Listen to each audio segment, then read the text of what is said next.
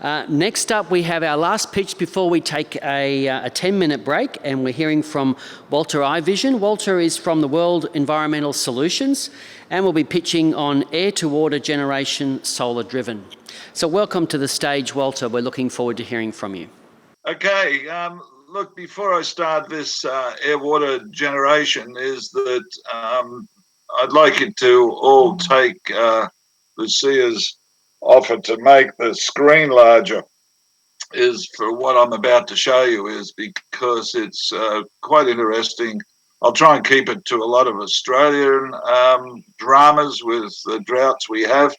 But you can see on the opening slide there is what it's like in the bush.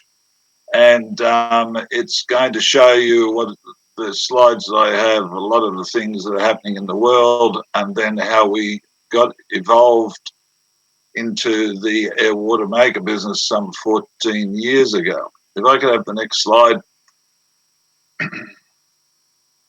A lot of the people watching this, I assume, know a lot of this that's going on with a number of people in the world that have problems with water. And this particular slide is illustrating it. The thing that is amazing here is the number of children that seem to die each year from waterborne diseases. Next slide. I travelled all over the world in a lead up to this. What you see here is very typical, and some of the pictures I actually took myself. I've been through Africa and many of the third world countries in a quest to just see what the problem is with water is that only to come back to my own country and into the millennium drought. Next slide, please. This, if you notice the picture on the bottom right-hand side, is about 3 years ago in Cape Town they had a drought. You might have heard about that. That's the army vehicles there that are surrounding that lake to protect the last of 50 days of water that they had for Cape Town. The other pictures show you some of the devastation that's around in various places in the world is that that have experienced this problem with the water. Next, please. One of the things that we do here in Australia and throughout the world, of course, is that we drill holes. Everyone's heard of the Ivison Basin. And for those international people that may have not, it's a big puddle of water, if you like, that's underground and all of our farmers and various people throughout the world, throughout Queensland in particular, drill holes and get water out of them. The problem is, as you see by that slide on the right-hand side there, the millions and millions of gallons, litres of water that have come out of there have so depleted the artesian basins and other basins in Australia is that the water is becoming very saline and salt. The first well that was in Australia is by a guy called Canadian Bill. And I went to the first one that he drilled, which is out here near Barcaldine, or Barkey as it's known in Australia, and Canadian Bill came to Australia in about 1880s and with a steam-driven well digger and drilled our first hole is for water. Next, please. So with that sort of background is that I started a quest is to look at different water innovation around the world. I started with desalinators, and of course the problem with desalinators, I know there's some people talking about desalinators. I'm not here to knock that. Is that you've got to have water to start with. So I started investigating water from the atmosphere. And I bought 8 different models of people that had pretty good claims of being able to do this and brought them here to Queensland. And none of them, of the 8, did anything like the claims were. The one on the right was claiming to make 200 litres. The best I could find out of or get out of that particular machine was 120 litres a day. The little one in the middle, down to our local store, was 100 litres a day, and you get 50 out of it and it'd freeze up. So I developed this machine on the left, which has my beautiful wife behind it, and that was the first one in 2005. Next slide.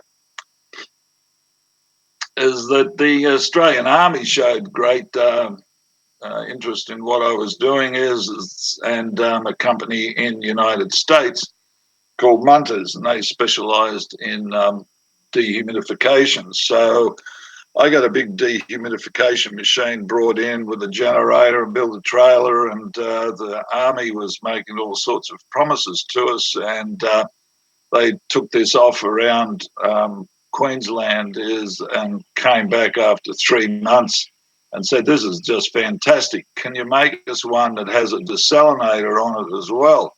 And of course, I asked them how many they would like, and the rest is history. Is that they weren't prepared to commit to anything.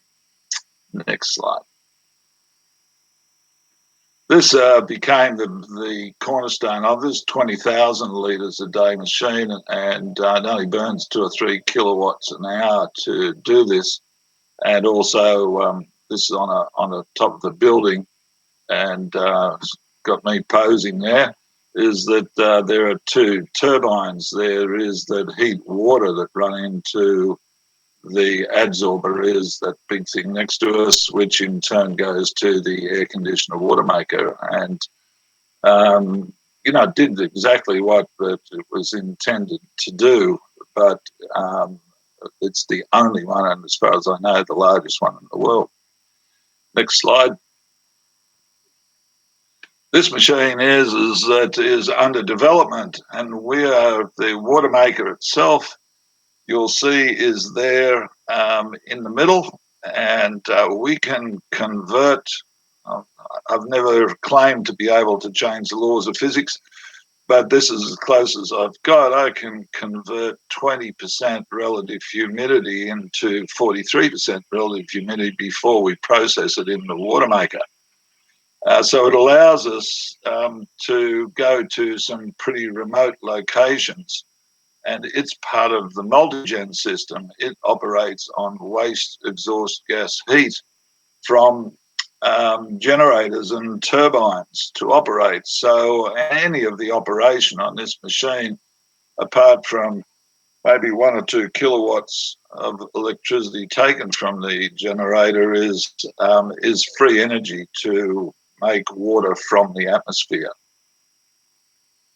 That's an ongoing project.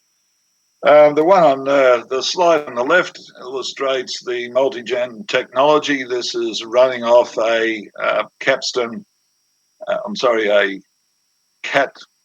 diesel generator, and it runs into the technology, which is the absorber, which is run by exhaust gas heat, and then into the water maker, and makes it. We were making about 2,000 litres a day with that particular system.